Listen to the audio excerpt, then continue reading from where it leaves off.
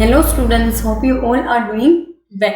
See, previously આપણે તમારું principles of microeconomics 1 એનું થર્ડ યુનિટ પ્રોડક્શન એનાલિસિસ 1 એમાં આપણે ડિસ્કસ કરતા હતા about the particular that combination કે જેમાં તમે બંને ફેક્ટર્સ જે છે એને વેરિયેબલ રાખી અને તમે દરેક વખતે એક જ લેવલનું આઉટપુટ જે છે એ મેળવી શકો છો.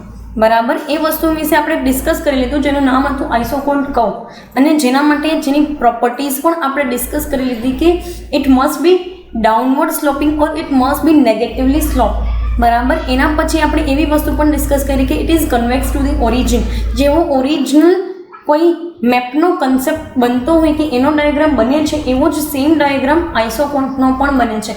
એ બી કેવું તો કે એક જ આઉટપુટના લેવલે અલગ અલગ કોમ્બિનેશન સાથે. બરાબર, આવી વસ્તુ આપણે પ્રીવિયસ સેશનની અંદર ડિસ્કસ કરી, જેમાં તમે માર્જિનલ રેટ ઓફ ટેકનિકલ સબસ્ટિટ્યુટેશનનો એક આખો પ્રિન્સિપલ ભણી ગયા. બરાબર, કે જેમાં તમે બંને વેરિયેબલ ફેક્ટર જે છે એને તમે એકબીજા સાથે as a part of the substitute, એટલે કે એકને વધારો તો બીજાને ઘટાડી અને બીજાને વધારો છો તો એકને ઘટાડી અને એ મેનરની અંદર દરેક લેવલે એક જ સરખું આઉટપુટ તમે લઈ શકો. બરાબર, આવી વસ્તુ આપણે પ્રીવિયસ સેશન્સની અંદર ડિસ્કસ કરી. અધર દેન દેટ હાયર આઇસોકોન્ટ કર્વ શું રિપ્રેઝન્ટ કરે છે કે હાયર આઇસોકોન્ટ કર્વ દરેક વખતે એના ઇનિશિયલ લેવલ કરતાં એક હાયર લેવલનું આઉટપુટ જે છે એ તમને બતાવે છે.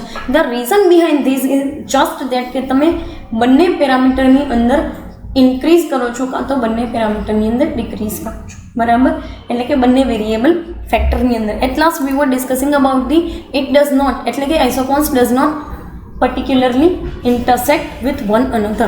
બરાબર, they are not particularly intersecting with each other on the basis of input combination. કારણ કે જો એ બંને વસ્તુ એકબીજા સાથે ઇન્ટરસેક્ટ કરે તો એનો સીધો સાદો મતલબ એવો થઈ જાય છે કે એક એવું લેવલ હશે કે જ્યાં તમને બે અલગ અલગ આઉટપુટના લેવલ મળશે. એક એવું કોમ્બિનેશન કે જ્યાં બે અલગ અલગ લેવલના આઉટપુટ મળે, which is not at all possible. હવે તમે અત્યાર સુધી જે ભણ્યા ને એ પ્રોડક્શન ફંક્શનના પોઈન્ટ ઓફ વ્યૂથી હતું, which is in context to the outcome or output. બરાબર, કે જે વસ્તુ આઉટકમ અથવા તો આઉટપુટના પોઈન્ટ ઓફ વ્યૂથી જે છે એ લેવામાં આવતું હતું. Now we are focusing on to the part of the isocost curve. હવે તમે જે છે ને એ ઇનિશિયલ ભાગ ઉપર આપણે ફોકસ કરીને ચાલશું. એટલે કે અત્યાર સુધી તો તમે આઇસોકોન્ટ સ્ટડી કરતા હતા, નાવ વી આર સ્ટડીંગ ધી આઇસોકોસ્ટ, એટલે કે કોસ્ટના પેરામીટરથી. બરાબર, બહુ જ ઇન્ટરેસ્ટિંગ કન્સેપ્ટ છે ને you will like this concept. If assumption goes on right part then you will like this concept. બરાબર, અઝમ્પશન્સ ઉપર બેઝડ છે and whatever the things that are based on the assumptions, there are always some or the other things constant. બરાબર, સો તમને એક વસ્તુ કહી દઉં કે બહુ એવી પ્રેક્ટિકાલિટી તમને આમાં જોવા નહીં મળે જેવી આઇસોકોન્ટની અંદર જોવા મળતી. Fine, late us focus on to the part of the meaning. શું કહે છે તો કે the curve that indicates the fact that with which given amount to be spent by the producer on the purchase of two inputs of production, which combination of two inputs he can buy. હવે તમને આ વસ્તુ તમને આ 4 lines વાંચીને એવું લાગતું હશે કે મેડમ એક પણ શબ્દ સમજમાં આવ્યો નથી. No problem, let us make a part of this particular lines. બરાબર, આના ભાગ કરી નાખીએ. શું કહે છે તો કે the curve that indicates the fact that with the given amount to be spent by the producer. બરાબર, પ્રોડ્યુસરની પાસે એક સ્પેસિફાઈડ અમાઉન્ટ છે, ઇટ મીન્સ એક બજેટ હશે. યસ, સ્પેસિફાઈડ અમાઉન્ટને તમે as a part of the budget consider કરી શકો છો કે ચાલો તમારી પાસે, અને એ બજેટ નહીં છોડી દો, તમારી વાત લઈ લઈએ, તમારી પાસે 500 રૂપિયા પોકેટ મનીના છે. Fine, so spent by the producer on the purchase of two inputs of production. પ્રોડક્શનના તમારે કોઈ પણ બે ઇનપુટ જે છે એ લેવાના છે વિથ ધી ગિવન અમાઉન્ટ, એટલે કે વિથ ધી બજેટેડ અમાઉન્ટ. અને જેટલા આવા કોમ્બિનેશન આવા જેટલા બની શકે એટલા કોમ્બિનેશન રિપ્રેઝેન્ટ કરે ને એને આઇસોકોસ્ટ કર્વ કહે છે. ઓબ્વિયસલી યુ નો કે we are working on the cost parameters. બરાબર, સો તમારે બજેટ વસ્તુ લઈને બજેટ સાથે ચાલવાનું હોય ને. તમને તમારા ઘરમાંથી મમ્મી પપ્પા 500 રૂપિયા આપે, એ 500 રૂપિયા તમારી પોકેટ મની છે, મંથલી પોકેટ મની. એટલે તમારે એ વિચારવાનું હોય કે હું એક મહિનાની અંદર 500 રૂપિયાને કેવી રીતે ખર્ચીશ, બરાબર. અને તમે આ 500 રૂપિયાના જેટલા કોમ્બિનેશન બનાવી શકો ને તમારી નીડેડ વસ્તુ માટેના, બરાબર, એ વસ્તુને આઈસો કોસ્ટ કહેવાય. તો આપણે એને બિઝનેસના પર્સપેક્ટિવથી જોઈએ કે કોઈ બિઝનેસમેન જે છે એણે એક પ્રોજેક્ટ લોન્ચ કર્યો છે અને એની પાસે અત્યારે માની લો કે મંથલી બજેટ તરીકે 50,000 રૂપીસ છે. તો 50,000 રૂપીસમાંથી એણે 2 ઇનપુટ લેવાના છે. You can consider this input as labour and raw material, labour and also the capital. ચલો એમ માની લે કે કેપિટલના ભાગ તરીકે તમારે એ પૈસા નાખવાના છે, કેપિટલના યુનિટ તરીકે. કેપિટલના યુનિટ અલ્ટિમેટલી રો મટીરિયલ. તો તમારે લેબર અને રો મટીરિયલની અંદર પૈસા નાખવાના છે. આ 2 વસ્તુ તમારી પાસે તમારે લેવાની છે. 2 ઇનપુટ્સ ઓફ પ્રોડક્શન, બરાબર. તમારી પાસે 50,000 રૂપિયા છે. તો 50,000 રૂપિયામાંથી તમે કેટલા યુનિટ લેબરના લેશો અને કેટલા યુનિટ જે છે એ રો મટીરિયલના લેશો, આ બંને વસ્તુના જેટલા કોમ્બિનેશન બને ને એ કોમ્બિનેશન બતાડતી જે કાંઈ પણ કર્વ જે છે એને આઈસો કોસ્ટ કર્વ કહેવાય છે, બરાબર. તમે પ્રીવિયસલી જે ભણ્યા એ વસ્તુ તમને બતાડતી હતી કે વેરિયેબલના પ્રપોર્શનની અંદર ચેન્જ કરવામાં આવે. Here we are talking in terms of money, there we were talking in terms of units. ત્યાં આપણે યુનિટ્સના પોઈન્ટ ઓફ વ્યૂથી વાત કરતા હતા, અહીંયા પૈસાના પોઈન્ટ ઓફ વ્યૂથી વાત કરીએ છીએ. ઓબ્વિયસલી તમારે પૈસા નાખવાના છે, cause you are talking about the budgeted things, અને ત્યાં પૈસા આવે છે. ફાઇન. સો એ મેનરની અંદર તમને કીધું છે. નેક્સ્ટ કહે છે કે iso cost curve is that indicates the combination of 2 inputs that he can purchase with the given amount, બરાબર. મેં તમને કીધું એમ 50,000 રૂપિયા છે અને 2 ઇનપુટ લેવાના છે કે લેબર અને raw material. Now it depends upon the producer કે એને કેવા કોમ્બિનેશન બનાવવા છે કે કેવા કોમ્બિનેશન એ બનાવી શકે છે. અને હા, એક વસ્તુ તમને રિયલ સેન્સની અંદર કહી દો, દરેક બિઝનેસીસ આવા અલ્ટરનેટિવ્સ વિશે વિચારતો જ હોય, બરાબર, કે જેના ભાગ તરીકે તમે આગળ જે છે એ પ્રીવિયસ સેશન્સની અંદર ઓપોર્ચ્યુનિટી કોસ્ટ પ્રિન્સિપલ જે છે એ ભણી ગયા છો, બરાબર. દરેક બિઝનેસીસ આવા અલ્ટરનેટિવ્સ ઉપર વર્કઆઉટ કરતા જ હોય છે. ફાઇન. અને દરેક પ્રોડ્યુસર્સની પાસે એક બજેટ ડિસાઇડેડ હોય જ, કારણ કે બજેટ વગરની જે વસ્તુ કરવામાં આવી તો પછી ખબર ન રહે ને આપણને કે કેટલો ખર્ચો થઈ ગયો, બરાબર. સો એ મેનરની અંદર તમને કીધું છે now we are studying the assumptions of particular this curve, બરાબર. આપણે આની અઝમ્પશન્સ ભણવાની છે. એક વસ્તુ યાદ રાખો, આઈસોકોનની કોઈ અઝમ્પશન નહોતી. શું કામ અઝમ્પશન નહોતી? Cause that topic was totally based on the practical evidence, or we can say that the particular empirical evidences, બરાબર, કે જ્યાં તમારે કોઈ અઝ્યુમ્ડ જે છે એ પેરામીટર્સ ઉપર ચાલવાનું ના હોય. ફાઇન. જ્યારે અહીંયા તમને અઝમ્પશન્સ આપેલી છે એન્ડ ધીઝ અઝમ્પશન્સ પર given just two prove there point, બરાબર. એ ઇકોનોમિક્સ લોકોએ જે કાંઈ પણ સ્ટડી કેરી આઉટ કરેલું છે એને પ્રૂવ કરવા માટે અઝમ્પશન્સ આપેલી છે. Let us focus on with that part. શું કહે છે કે a firm or a producer has 800 to spend on inputs and there is no change in this amount. એક પ્રોડ્યુસર છે એની પાસે 800 રૂપિયા છે ખર્ચ કરવા માટે, કોઈ પણ 2 ઇનપુટ લેવા માટે, કોઈ પણ 2 ફેક્ટર્સ ઓફ પ્રોડક્શન જે છે એ લેવા માટે 800 રૂપિયાનું બજેટ છે. He buys capital and labour. એણે 2 ઇનપુટ બાય કર્યા, capital as well as labour, બરાબર. Whenever they are trying to say that capital, it means it is we can say that the in context to the raw material, બરાબર. એ row મટીરિયલના કન્ટેક્સમાં હોઈ શકે. શું કહે છે? The પર unit price is respectively 10 and 8, બરાબર. 2 વસ્તુ જે છે એ વસ્તુની પ્રાઇસ, કેપિટલ માટેની પ્રાઇસ છે 10, લેબર માટેની પ્રાઇસ છે 8. વેનેવર યુ હેવ બીન ટોલ્ડ કે રિસ્પેક્ટિવલી એવો વર્ડ તમને આપેલો છે તો તમારે સમજી જવાનું હોય કે પહેલા શબ્દની રિલેટેડ પહેલી વસ્તુ આપેલી છે અને બીજા શબ્દની રિલેટેડ બીજી વસ્તુ આપેલી છે, બરાબર. આવું તમને જે છે હું એટલા માટે કહું છું cause you R particular reading this things for the first time. તમે પહેલી વખત આ વસ્તુ વાંચો છો એટલા માટે કહું છું. ફાઇન. નેક્સ્ટ ટાઈમ જ્યારે બી આવા કોઈ વર્ડ્સ આવે છે સમજી જવાનું છે કે રિસ્પેક્ટિવલી કીધું છે તો આ જે છે એ ફર્સ્ટ થિંગ જે છે એ ફર્સ્ટ વર્ડને રિલેટેડ હશે, સેકન્ડ થિંગ જે છે એ સેકન્ડ વર્ડને. ફાઇન. સો કેપિટલ માટે 10 રૂપીઝ પર યુનિટ અને લેબર માટે 8 રૂપીઝ પર યુનિટ. આવી રીતના તમને એક સિનારીઓ આપેલો છે અઝમ્પશન્સના પોઈન્ટ ઓફ વ્યૂથી. શું કહે છે? thus it can be said that if he spends all 800 on labor then he can buy 80 units. બરાબર, લેબર જે છે એના ઉપર જે છે એ સ્પેન્ડિંગ એને કરવું હોય તો તમને આપેલું છે કે ભાઈ એ વ્યક્તિને લેબર ઉપર કરવું હોય તો 80 યુનિટ્સ, સોરી કેપિટલ ઉપર કરવું હોય તો 80 યુનિટ્સ, લેબર ઉપર કરવું હોય તો પર્ટિક્યુલર 100 યુનિટ્સ. આવા મેનરની અંદર તમને આપેલું છે. Now let us focus on to that part કે અઝમ્પશનની અંદર બીજી એક વસ્તુ શું કહે છે તો કે સૌથી આટલી ત્રણ અઝમ્પશન સિવાયની એક મેજર અઝમ્પશનને ઇમ્પોર્ટન્ટ હોય ને તો એ એવી વસ્તુ કીધેલી છે કે the opportunities that he has in the purchase of inputs can be known as iso cost. એટલે આના તમે જેટલા બને એટલા કોમ્બિનેશન. સી એક વસ્તુ તમે જોઈ લો કે કેપિટલના 10 ને લેબરના 8 છે તો ઓબ્વિયસલી કેપિટલના તમે 80 યુનિટ્સ બાય કરી શકશો. બરાબર, અને લેબર જે છે એના તમે 100 યુનિટ્સ જે છે એ બાય કરી શકશો. Yes or no? બરાબર.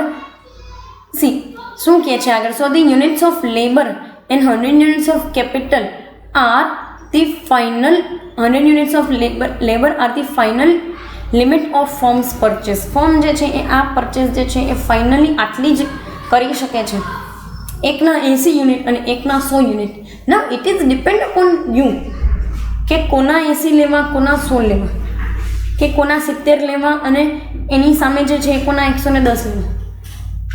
તો એ તમારા ઉપર પર્ટિક્યુલરલી આધાર રાખે છે, એ પ્રોડ્યુસર ઉપર આધાર રાખે છે કે એને જે છે એ કેવા કોમ્બિનેશન્સ બનાવવા.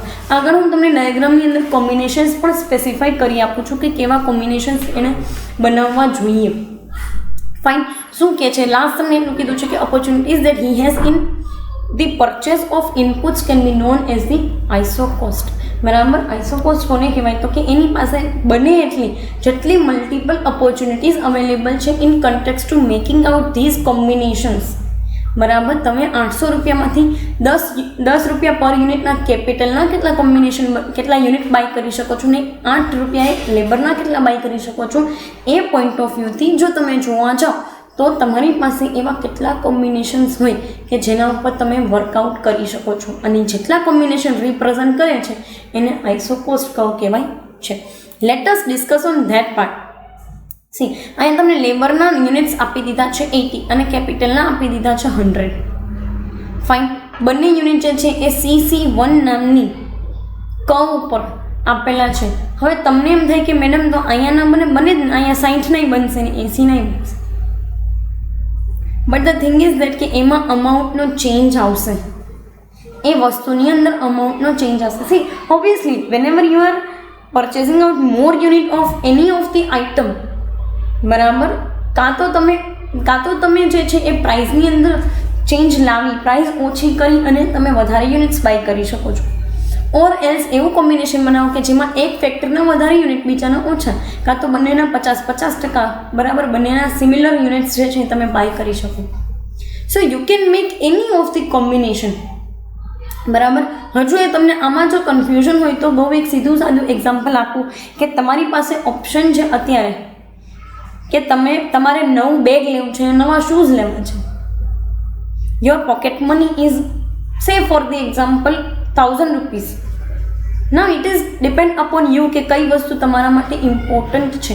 And if both this things are important તો એવું એક કોમ્બિનેશન બનાવી નાખો કે જેમાં બેગે આવી જાય અને શૂઝ પણ આવી જાય. Yes or no? So you will go for that particular combination. તમે એવા કોમ્બિનેશનની અંદર જશો ને કે જેમાં તમારે બેગ લેવું છે એ બી આવી જાય અને શૂઝ લેવા છે એ પણ આવી જાય. એટલે એમાં તમે કરશો શું અલ્ટિમેટલી તો કે કાં તો બેગ જે છે એ ઓછા પ્રાઇસવાળું લેશો, કાં તો શૂઝ જે છે એ ઓછા પ્રાઇસવાળા લેશો. Yes or no? So you can fit those thing into your budget. બરાબર. સો આ એવી જ વાત કરેલી છે. ફાઇન. અને તમે એમાંથી તમે બને એટલા કોમ્બિનેશન્સ જે છે એને તમે સેટ આઉટ કરી શકો છો. ફાઇન. કેરેક્ટરિસ્ટિક્સ તમને આપેલા છે આઈસો કોસ્ટના. સી 3 જ કેરેક્ટરિસ્ટિક્સ છે and we will only work on that parameters only. બરાબર. 3 કેરેક્ટરિસ્ટિક્સ આપેલા છે. બહુ ઇફેક્ટિવ વેની અંદર તમને સમજાવી દઉં છું. સી એક્ઝામિનેશનના પોઈન્ટ ઓફ વ્યૂથી જાઓ છો તમે તો જેવી રીતે તમે આઈસોકોન્ટ માટે નોટ્સ બનાવવાના છો બરાબર, એ જ પ્રમાણે આઈસોકોસ્ટ માટે પણ બનાવી શકો છો બરાબર.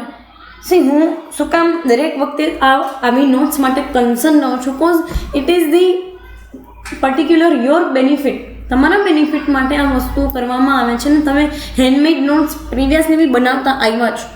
સો આઈ ડોન્ટ થિંક સો કે તમને એના માટે કોઈ આળસ હશે બરાબર. And you are studying all these new concepts for the first time, so it is better to make some of the other notes, handy notes કે જે તમારા એન્ડ સેમેસ્ટર માટે કામ લાગી શકે.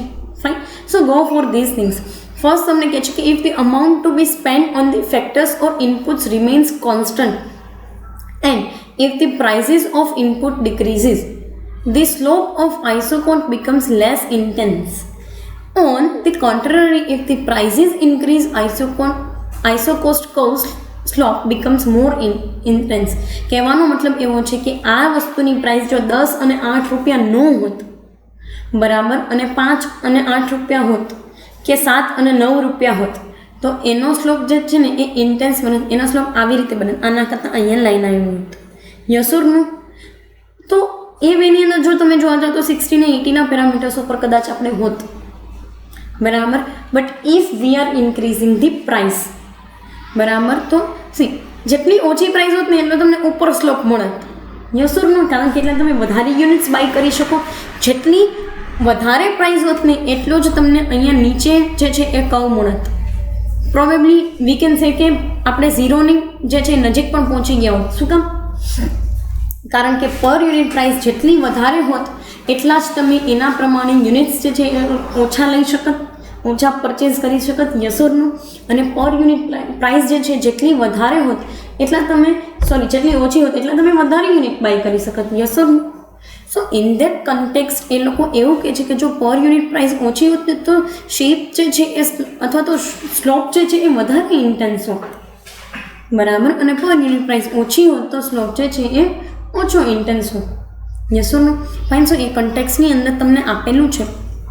નેક્સ્ટ કેરેક્ટરિસ્ટિક્સ એવું કહે છે કે if the prices of both the factors remain constant and amount to be spend on them increases, isocost curve moves on the right side, and if the amount decreases, isocost curve moves on the left side.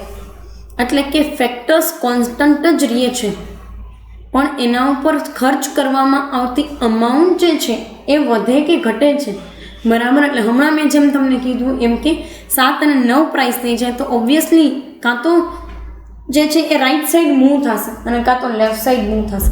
એક વસ્તુ સમજી લો કે curve જે છે એ જ્યારે left side move થાય ને ત્યારે એનો સ્લોપ ઇન્ટેન્સ બને છે, રાઈટ સાઈડ મૂવ થાય ત્યારે એનો સ્લોપ જે છે એ લેસ ઇન્ટેન્સ બને છે બરાબર.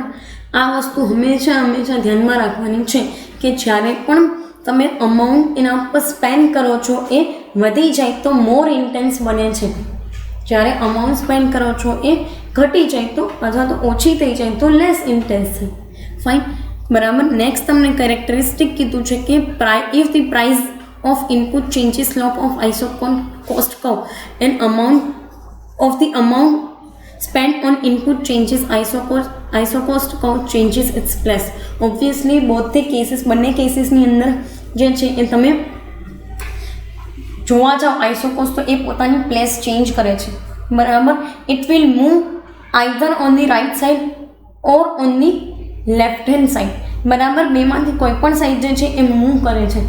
And this is the very normal phenomena. Cause એક વસ્તુ તમે સમજો કે તમે કોમ્બિનેશન્સ દરેક વખતે અલગ અલગ બનાવો છો તો કોઈ પણ એક કર્વ ઉપર એ તમને અલગ અલગ કોમ્બિનેશન મળી શકે છે અને અલગ અલગ કોમ્બિનેશન વાઇઝ તમને ડિફરન્ટ કર્વ્સ પણ મળી શકે છે.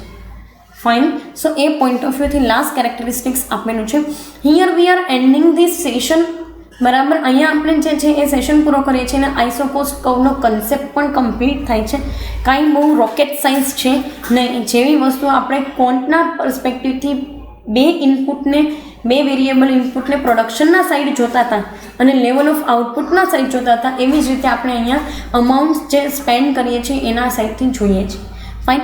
કમિંગ સેશનની અંદર જે છે એ બહુ જ નવો એકદમ તમારા માટે નવો અને ડિફિકલ્ટ પાર્ટ થોડોક રહેશે, એ છે ઓપ્ટિમલ ઇનપુટ કોમ્બિનેશન. ફાઇન. બાકી અત્યારે અહીંયા સુધી રાખીએ. Thank you so much.